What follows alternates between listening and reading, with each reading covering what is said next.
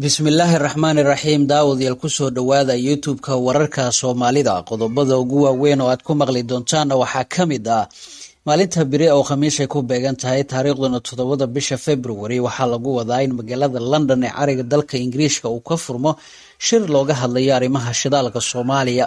Farqiga u dhaxeeya shirkadda Schlumberger iyo shirkadaha waaweyn ee shidaalka ayaa ah in Schlumberger ay ka macaasho goobaha dowlad la'aanta. Dhammaan howlgallada shirkaddan ee wadamada Liibiya, Parma, Turkmenistan, Chad iyo Angola waxay dhaliyeen su'aalo fara badan oo ay ku jiraan xadgudubyo ka dhan ah bini'aadanimada oo ilaa iyo hadda aan la isku wareysan. Muddadii ay shaqaynaysay Schlumberger weligeed kama xishoon cambaaraynta hay'adaha xuquuqda aadanaha. Madaxdeeduna marar dhif ah ayay warbaahinta la hadlaan, waana marka iyagu dan ugu jirto xogta warbaahinta ay siinayaan.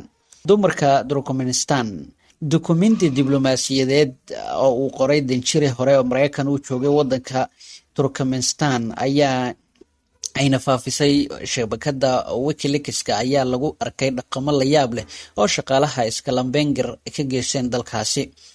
Schlumberger ayaa kireysatay in uu dhashay Turkmenistan si uu u daafaco danaha shirkadda una dhimo qarashka kaga baxo baadda iyo laaluushka booliiska Turkmenistan ka qaadaan shirkadda Schlumberger ayuu qoray danjire hore. Waxaana intaa uu ka caawiyay inay u gooyaan xisaab xirkii laga rabay inay sameyso shirkadda, wuxuuna kaloo ka badbaadiyay musaafuri shaqaale u shaqaynayay Schlumberger oo lagu helay xadgudubyo galmo haween u dhashay dalkaasi oo ah lama taabtaan halis ah ayuu sii raaciyay qoraalka warqadda diblomaasiyadeed.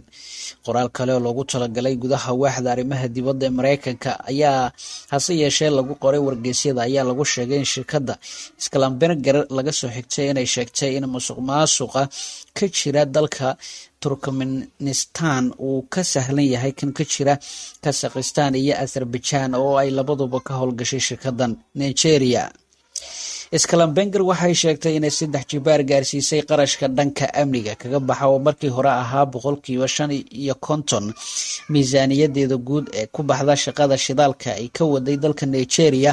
Sababtuna waxay ahayd falal afduub ah oo loo geystay shaqaalaheeda, taasi macnaheeduna waxa uu yahay inay kireysatay calooshooda u shaqaystayaal hubeysan oo reer Nigerian ah. Sanadkii 2005 waaxda arrimaha dibadda Mareykanka ayaa qirtay in Schlumberger iyo 2 shirkadood oo kale Halliburton iyo waliba Baker Atlas ay qaab suuq xirasho monopoly ay uga faa'iideen shidaalka Imaaraadka Carabta iyo Kuwait ayna ka qaadeen faa'iido xad dhaaf ah dagaalkii Ciraaq. Schlumberger iyo waliba Halliburton waxay xiriir hoose muddo dheer la lahaayeen madaxweyne ku-xigeenkii hore ee Mareykanka Dick Cheney, iyadoo la sheegay inay ka mid ahaayeen kooxihii u ololeeyay in duulaan lagu qaado Ciraaq si looga faa'iideysto kheyraadkeeda shidaalka. Shirkadda Halliburton waxaa la sheegay in mulkiyadeeda uu leeyahay Cheney, waxaana la wariyay in dagaalkii Ciraaq ay shirkadda Halliburton ka heshay faa'iido dhan 39.5 milyan oo ugu xarootay adeegyo kala duwan oo ay siinaysay ciidamada iyo waliba hay'adaha dowladda Mareykanka ee Ciraaq joogay, waxaana adeegyadaasi ku jiray dhanka ammaanka iyo dhismaha. Qobrus bisha Agosto ee sanadkii 2016 wasiirka cadaaladda Qobrus ayaa dacwad laaluush ah ku soo oogay 2 shirkadood Schlumberger iyo waliba Halliburton kadib markii ay ku cadaatay in si sharci darro ay ku soo galeen dalka oo ay ka qaateen shatiga baarista shidaalka iyagoo laaluushay saraakiil ka tirsan dowladda Qobrus. Haddaba dhammaan dhacdooyinkan waxay cadeemo u noqon karaan sida aanay nadiif u ahayn shaqada shirkaddan, waxaana hubaal ah in haddii ay lagu hala soo gasho Soomaaliya oo aan aaminsanahay inay ka sharci iyo tabaryar tahay wadamadan soo sheegnay inay ka geysan karto dambiye ka daran kuwa aan hore u soo tilmaamnay. Bal u fiirso in wasiir dhan lagu casuumo shir la leeyahay shidaalkii dalkaaga ayaa lagu xaraashayaa oo hotel la dejiyo cunto dhowr maalmood oo laga bixiyo loogu bedelanayo shatiyo. Dhanka kalena warar hoose aan helayno ayaa sheegaya in Mukhtaar Roobo Cali Abu Mansuur oo xiran dowladda federaalka uu xabsi gurigiisa ku booqday wadaadka mayalka adag Sheekh Xasan Daahir Awees oo isagana dowladda gacanta ugu jira. ilo ku dhow Sheekh Mukhtaar Roobo ayaa inoo sheegay inuu isaga codsaday kulanka Xasan Daahir Awees oo maray ka soo wada garab dagaalameen kooxihii Islaamiyiinta hubeysnaa ee Soomaaliya. kulanka ayaa ka dhacay guriga madaxtooyada ka degan yahay Xasan Daahir Awees, halkaas oo ay si weyn u ilaaliyaan ciidamada Koofi Gaduud ee qaabilsan ammaanka xindaabka madaxtooyada iyo madaxda qaranka. waxaana si dhaba loo ogaan karin waxyaabaha muhiimka ay ka wada hadleen labada wadaad.